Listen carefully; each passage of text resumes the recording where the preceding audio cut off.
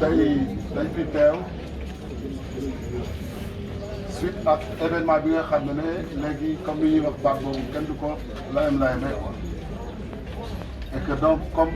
aussi mënuñu kër gu nekk wala réew mu nekk ñu taxaw fa parce que wax ji kër gu nekk ak réew mu nekk dugg na fa donc lu ñu doon def tey rek mooy ñu mën a def moyen de presse bi pour yee nit ñi ci bari partager ak ñoom ci lu bari ak liñ ci nga xam ne war nañ ko ci mën a wax te yoon may ñu ko te aussi suñu yoon aussi may ñu ko mooy ñu am droit pour def ko voilà kon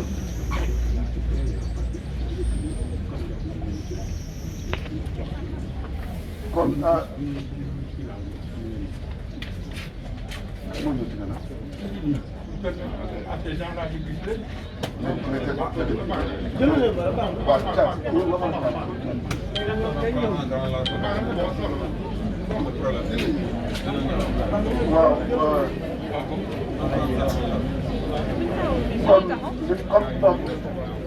def naa ne temps bi mayatuñu ko parce que programme bi kii na trop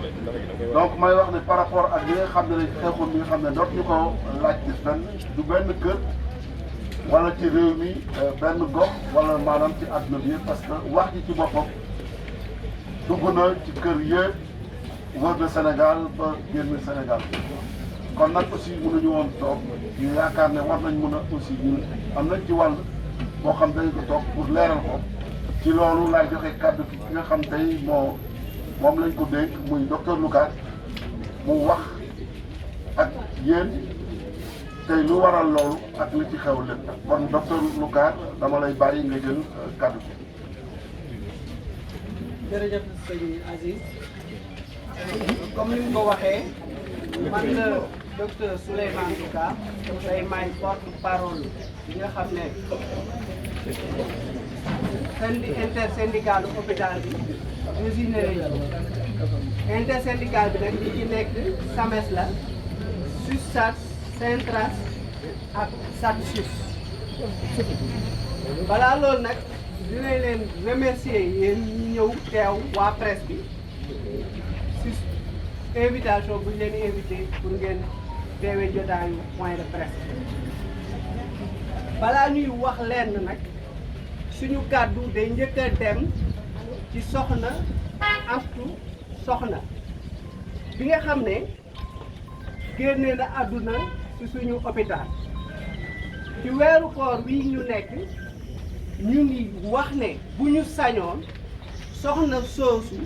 day ñibbi këram ak doomam te xol bu naqari bu jeex la ñuy waxee loolu te ñu ngi am yaakaar ci moom am yaakaar ci suñu borom mu màgg mi nga xam ne moom moo yor àjjanay firdawsi yàlla na ko fa yàlla yéega suñu jógee ci loolu dinañ wax ne ñun suñuy liggéey 24 heures sur 24 mooy faj nit ñi ca amuñ ci xaaj ak seen te bëgg-bëgg lañ ci demee ak tànneef bu yàgg la si ñun moo tax ku ñu ñàkk nii suñu sœur la te amoon nañu dal ne kii dina ñibbi këram kon dee bi daf ñu bett ñun personnelu hôpital bi dinañ jébbal ay kàddu tamit son mari monsieur Mboub ñun mënuñu lu masawu ko ndax lottu nañ ci mën a natt naqaram fu mu toll te moom ak famiyam ñu ngi leen di jaale di dund ak ñoom naqar wi ñu am tiis wi ñu am yëpp ñu ngi koy dund ak ñoom gis nga bu xew-xew yu am mel nii amee dal giñ ci war a àndal moo taxoon ñun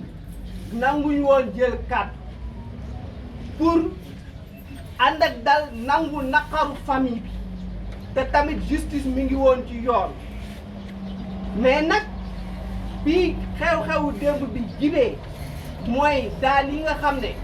dafa tembere te enquête bi soreegul loolu moo tax nag ñu ne nag tey dañuy génn wax li tax ñi war a wax parce que dañoo jàpp ne mbir mi leeragul te ñu bëgg a saax-saaxee ñu bëgg a sànni te niveau yi dañ ko war a situer ci fu ne ñun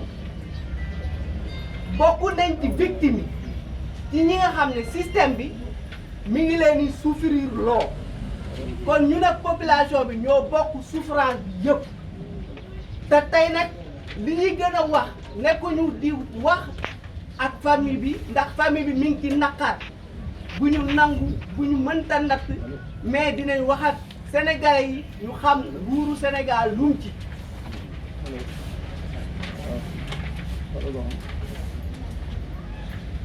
boo ñëwee ci hôpital bi benn yoon di nga xam ne hôpital bi dañ koy yàgg a négliger ndaxte boo leen demee ca ginnaaw fee di ngeen fa gis chantier boo xam ne ñu ngi koy wax projet pôle mère enfant yaay ak doom lañ fa war a faj projet boobu ñu ngi ko installé en 2018 mu waroon démarrer en janvier 2019 war a jeex décembre 2019 projet boobu moo taxaw depuis mars 2020 état mënul lijjanti litige bi mu am ak entrepreneur bi xawma lu tax mënuñ ko mais projet boobu moo yàq suñu maternité lan mooy conséquence loolu maternité bii nii wàññeeku na ci lu ëpp xaaj bi boo leen duggee ci maternité bii di ngeen gis ne salle amatuñu bloc opératoire waa chirurgie ñooñu héberger jox ñu ay salle bloc opératoire yoo xam ne adapté wul te sax dafa am lampe boo xam ne dañ koy pousse pour mën a gis mën a opérer te capacité fi ñuy def ñi am ëmb yi ànd ak jàngoro yi ak ñi opéré fi ñu nekk salle yu xat la dem nañ ba di ci def ñaar ba ñett nit ci lal te loolu rapport yi mi ngi ci taabulu ministère de la santé bu yàgg a yàgg ay mission ñëw nañ fi ñu jox leen rapport ay délégation ñëw nañ fi visiter maternité ba bi ci mujj conseil d'administration moo ñu may ay climatiseur ñu monté ko ndax ku ci duggoon da ngay ñàkk da ngay tànk médecin chef de région mu ngi koy wax bi mu ci duggee munut rusoon na pompe ñàkkam yi ndax li famille di daj ci biir te ñu nag ñoom ñoo koy daj ci biir loolu bokku ci mat sage-femme yi doyul médecin yi doyul dara doyul ci hôpital bi te loolu effort hôpital bi li mu ci def état defu ko fii ñun ñu ngi woon janvier ñeenti téeméer ak juróom-ñeenti agent ci hôpital bi 73 rek ñoo ci nekk étatique 18 contracteurs de ministère 318 agents yi hôpital moo leen recruter di leen fay ma wax leen loolu ngeen xam ko te ministère yëg na li xew yëpp ci agent yooyu yaa ngi am donc téeméer boo jël 77,7% yi hôpital moo leen jël à charge ci ñooñu 83 CD yi nga am 42 CDD 50 prestataires imaginaires 129 stagiaires rémunérés 9 médecins stagiaires 4 ASP ñooñu yëpp hôpital moo leen di jëlal boppam te malgré loolu fii nii hôpital bi li tax njàmbaar te personnel bi ñu war ko wax malgré loolu 2021 ci biir Covid 19 bi jot nañ fi 25 839 consultations ñi nga xam ne ñëw nañ fi ñu xool leen ci loolu 4 887 yi accouché nañ 3245 yi ñoom ñoo def basse 1642 ñu césarienne ci li ñuy wax ne ñun ku fi ñëw tey 18 décès lañ am ci 2019 bi te Covid 19 bokk na ci lu ko yokk te 0,3% la du ñu néewal loolu parce que benn bakkan bu rot jëla ci nit donc loolu du ñu néew mais day wane malgré suñu difficulté yi ñu ngi góorgóorlu li ci dooleeku li nax saal hôpital bi en début février 2021 en début d'année 2021 état dafa ponctionné si ñun 100 millions kooku ñun lu tax yëgaluñu ko ñu dem ba di clôturer budget bi ñu soog ñu yëgal ne joxoon nañ leen 100 millions delloo leen ñu ko ñu amoon 69 millions trésor ñu ne ko tapit yéen a ñu yoral 30 millions ñu nekk si ay jéeya nekk si ay problème loolu tax na ñu pour ñu équilibrer suñuy compte mu doon ay problème ñun depuis septembre mënuñu am fayeeru astreinte fayeeru garde motivation depuis janvier kenn fay ko ci hôpital bii donc loolu yëpp personnel bi ñu ngi koy muñ di liggéey ak condition de travail donc monsieur le président de la république la ñuy waxal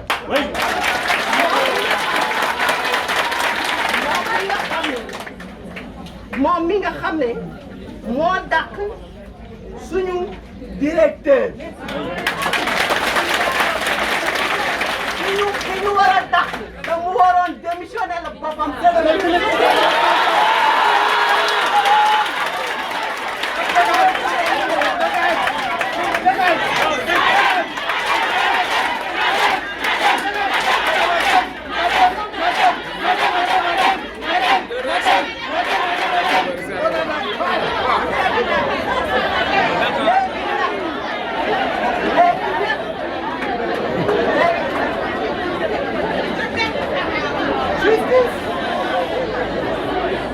justice dafa war a am mbir mi dafa war a leer dañoo war a dem ci mbir mi ba autopsie ñëpp xam suñu sœur bi lan moo ko yóbbu loolu dañ ko war a leeral situation bi yëpp ñu xam fan la responsable bi nekk ci état ba ci ñun buñ ci war a daan ñu daan la mais duñu nangu ñun kese gàttu daan seen mesure bu jàmp boo xam ne présomption d'innocence bi nga xam ne personnel bi am nañ ci droit loi may na leen ko respecté wuñ ko léegi lu ñu bëgg mooy ñoom dañoo jël seen mesure di ko yàkkamti pour politique pour population bi émotion bi ci am ñun tamit dañuy jël suñu matuwaay ngir réponse loolu article 4 du code de la déontologie médicale daf ñu ne benn fajkat benn médecin amul droit faj am na droit bañ a faj ci condition yoo xam ne day sooxeel fajam ak li muy faj toppatoo malade loolu moo tax dañoo jël massif conservatoire pour ay agent ñun ñoo décidé bàyyi suñu loxo ci maternité bii ci condition bii benn soin ci maternité bii ci condition yi fi nekk di amaat beneen risque keneen di fi génn àdduna dootuñ ko def article bi loolu la ñu may te loolu la ñuy def wasalaam ñu ngi leen di jaajëfal ci teew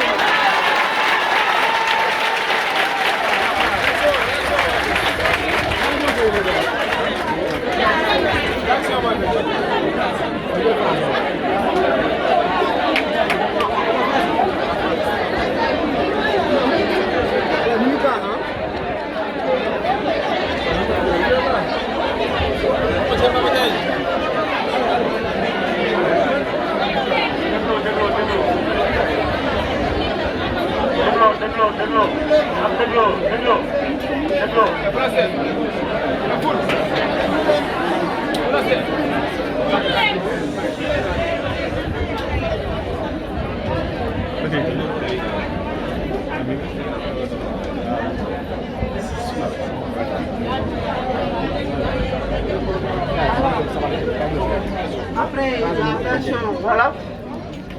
permettez-moi de venir à la version française. Je me présente, je suis le docteur Souleymane Loukar, porte-parole du jour de l'intersyndicale de l'hôpital régional Amadou Sakhir Mbaye de Louga. Intersyndical constitué par le SAMES, le SUTSAS, le Central et le SATSUS. Avant de lire le communiqué du point de presse, nous vous remercions pour votre réponse à notre appel, votre présence parmi nous, pour nous permettre de passer ce message à l'opinion nationale et internationale. À l'entame de nos propos, nos premiers mots et toutes nos pensées vont bien évidemment à Madame Astou Sokhna et à sa famille. En ce mois béni de Ramadan, nous aurions souhaité qu'elle soit encore parmi nous. Et croyez que c'est le cœur meurtri que nous adressons nos profondes prières au Très-Haut pour que dans sa grande miséricorde, il place notre sœur et son bébé dans son céleste paradis. Oui, comme les milliers de femmes que nous traitons 24 heures sur 24, 7 jours sur 7, tout au long de l'année, avec dévouement, compassion, abnégation et professionnalisme, c'est bien une sœur que nous avons perdue. Son décès est un choc pour nous tous qui étions confiants de son retour à la maison, son bébé dans les mains. Monsieur Mboup, nous vous disons Massa, aucun de nous ne pourra jamais imaginer votre douleur à la suite de cette énorme perte pour vous et votre famille. Croyez bien que nous compatissons à votre chagrin et prions pour vous et votre famille. Au regard de la retenue ici, en ce genre de moment tragique, par égard à la famille, mais également parce qu'une procédure judiciaire est en cours, nous avions pris le parti de garder le silence. Toutefois, à la suite des mesures conservatoires prises aujourd'hui par la tutelle à l'endroit du personnel impliqué, il devient pour nous un devoir impérieux de rompre le silence face aux sanctions prématurées entreprises. Alors qu'une enquête suit son cours et que surgissent des manipulations qui jettent à la vindicte populaire d'honnêtes personnels de santé qui ont voué leur vie entière à soigner, à guérir et à alléger les peines de leurs concitoyens. Il suffit d'être une seule fois dans notre structure pour voir à quel point elle est négligée depuis plusieurs années. En effet, le projet de réhabilitation du pôle mère-enfant, piloté par le programme d'amélioration de la santé de la mère et de l'enfant PASM, entrepris depuis janvier 2019 et qui devait être livré en décembre 2019 et à l'arrêt depuis mars 2020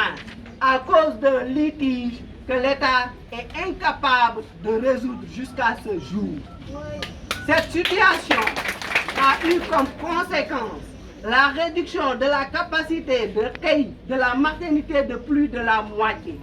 avec une délocalisation de la salle des suites de couches dans un autre service, la perte d'un bloc opératoire avec affectation de 2 salles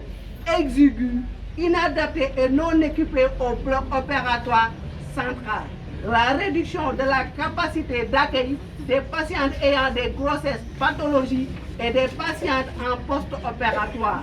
conduisant à mettre parfois 2 à 3 patientes par lit, et le ministère ne peut pas dire qu'il n'est pas au courant de cette situation.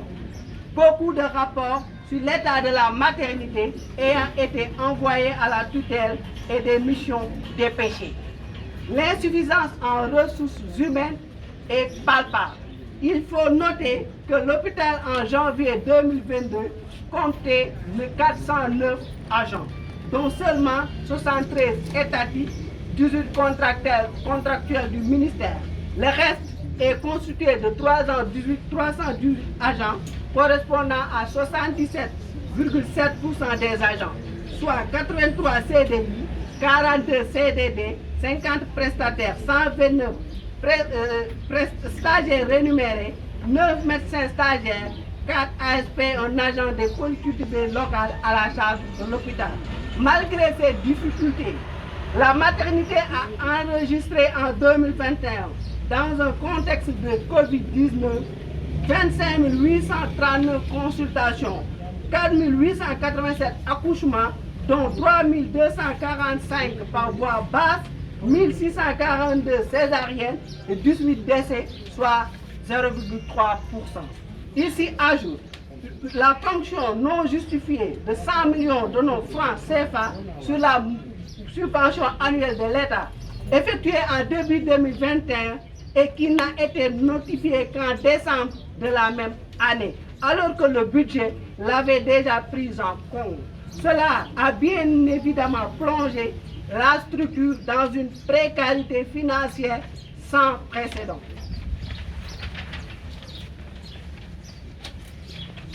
Il suffit, sans précédent.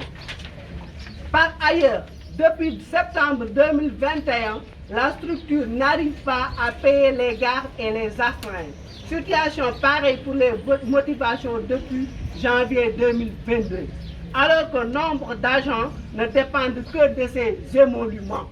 Cela n'a malgré tout pas empêché la continuité du service par le personnel de l'hôpital. Monsieur le Président de la République vient de limoger notre directeur. Dans un pays où la justice place tous les citoyens au même niveau, le ministre de la Santé et de l'Action sociale devait alors être démis de ses fonctions. Il n'a pas payé lui-même présenter sa démission. Plus que quiconque, il est responsable de la situation actuelle qui fait de nos concitoyens patients comme personnel de santé des victimes de plusieurs années de manquement. Toute faute doit être sanctionnée et nous demandons à ce qu'elle soit. Toutefois, nous exigeons que cela se fasse d'une manière impartiale et au terme d'une enquête rigoureuse situant les différentes responsabilités à tous les niveaux. Ici, nous répétons que nous voulons que l'enquête se poursuive pour aller jusqu'à l'autopsie. En réponse à leurs mesures de conservatoire prises et l'exigence légale et légitime de soins de qualité par la population qui passe nécessairement par des locaux adaptés, un relèvement du plateau technique et des ressources humaines suffisantes et qualifiées, l'intersyndicale du centre hospitalier régional Amadou Sakhir Mbaye de Louga décide de suspendre toute participation aux activités de soins à la maternité qui ne répond pas aux normes qualitatives requises à compter de ce jour, en conformité avec l'article 4 du Code de la déontologie médicale, en qui dit, je cite, en aucun cas le médecin ne doit exercer sa profession dans les conditions qui puissent compromettre la qualité des soins des actes médicaux. Le directeur de la santé publique est habilité à s'assurer des conditions dans lesquelles sont effectués les soins et les actes médicaux. Nous vous remercions de votre aimable attention.